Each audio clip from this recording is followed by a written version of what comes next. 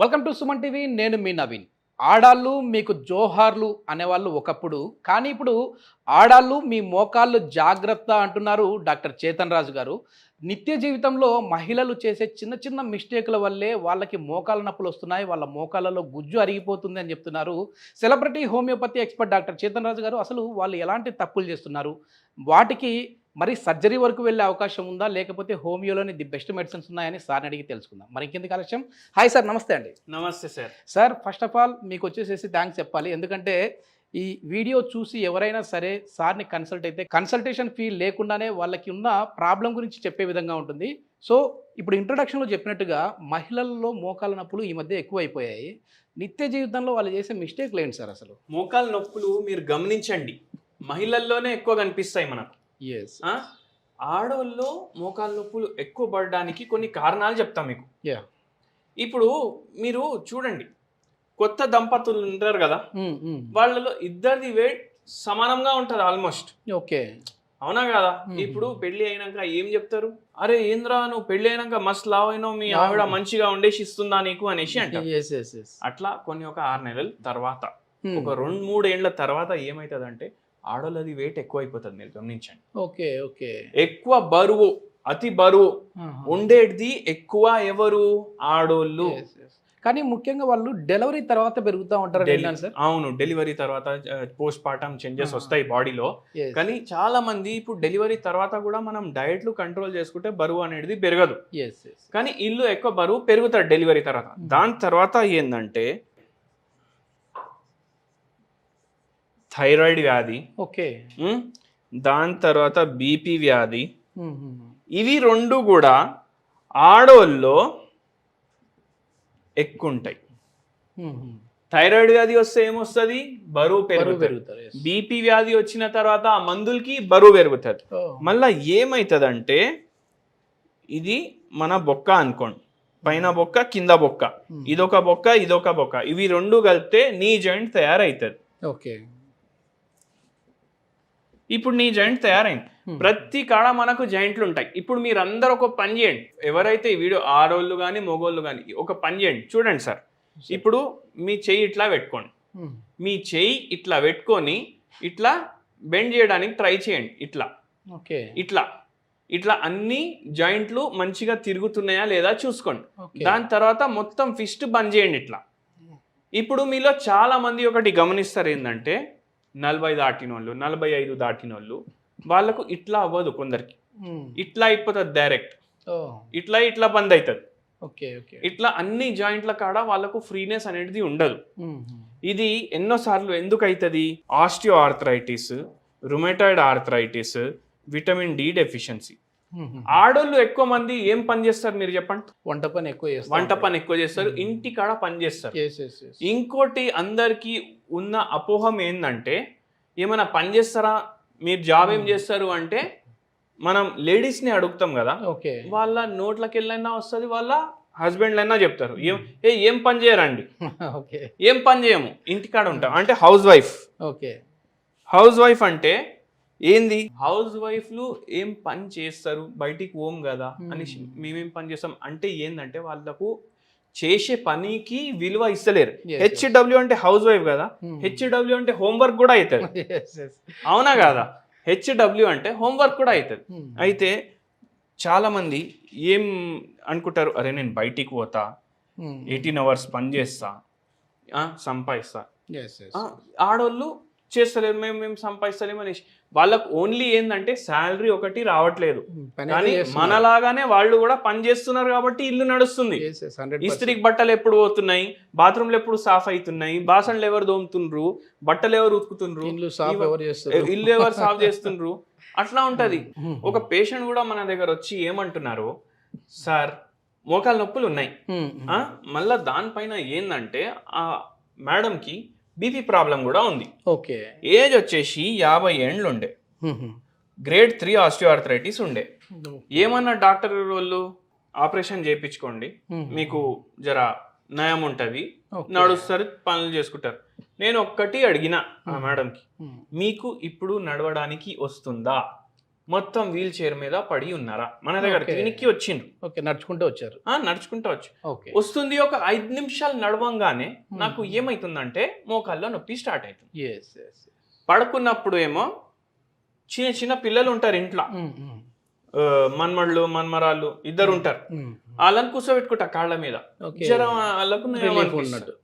అయితే ఏందంటే ఇప్పుడు నాకు వితౌట్ ఆపరేషన్ తగ్గాలి, ఎందుకంటే నాకు చాలా భయం ఆపరేషన్ అంటే. Okay okay. ఇప్పుడు ఇట్లా కూడా ఉంటుంది కొందరికి, ఆపరేషన్ అంటే చాలా భయం, తగ్గాలి. సరే అమ్మా తగ్గుతుంది, మందులు వాడు స్టార్ట్ చేయండి అనేసి.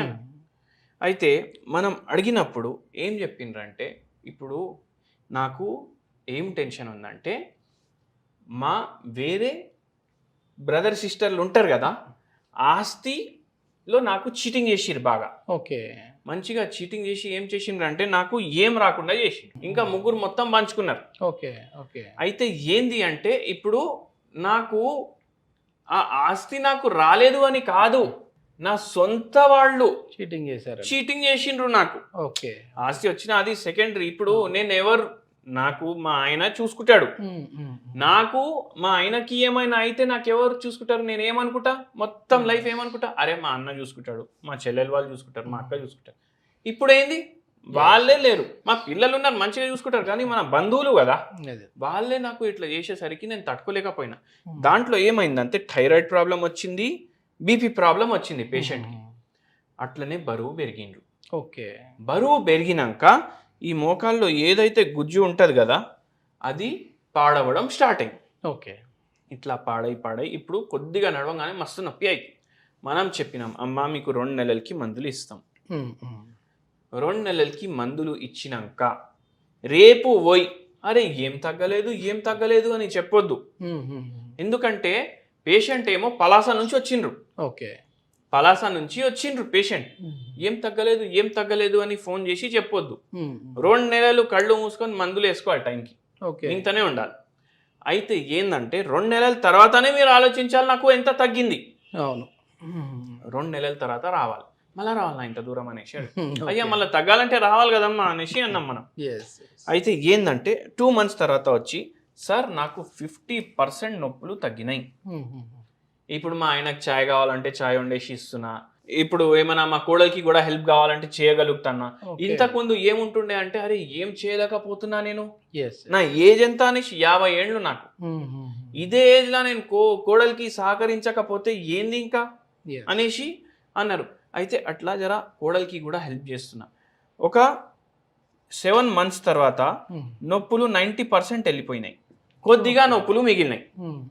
2 ఏండ్ల తర్వాత బీపీ తగ్గిపోయింది, థైరాయిడ్ తగ్గిపోయింది. పేషెంట్ ఈ మోకాళ్ళ నొప్పులే కాకుండా బీపీ థైరాయిడ్ కూడా తగ్గిపోయింది. ఎందుకంటే మీరు చూడండి, హోమియోపతిలా మనం మనిషికి ఇస్తాం ట్రీట్మెంట్, జబ్బులకి ట్రీట్మెంట్ ఇవ్వం, మనిషికి ట్రీట్మెంట్ ఇస్తాం. టోటల్ బాడీ రిపేర్ అవుతుంది, సెల్ఫ్ రిపేర్ అవుతుంది.